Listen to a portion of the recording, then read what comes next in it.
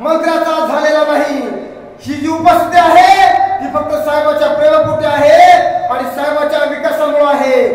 आज आपल्या मतदारसंघाचा विचार केला तर प्रत्येक जाती धर्माला सोबत घेऊन जायचं काम आदरणीय आपल्या साहेबांनी केलेलं आहे। मित्रांनो, साहेब आमदार झाल्यापासून आपल्या मतदारसंघामध्ये कुठे जाती दंगली नाहीत, कुठे जातीमध्ये तणाव नाही। प्रत्येक जाती धर्मामध्ये सलोख्याचं एकीचं वातावरण आहे।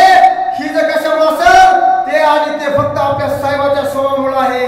याचं कारण काय तर प्रत्येक समाजाला, मग ते लिंगायत समाज असेल त्या समाजासाठी लिंगायत भवन 15 कोटीचं असं दिव्य भव्य उभं करण्याचं काम आपल्या साहेबांनी केलेलं आहे।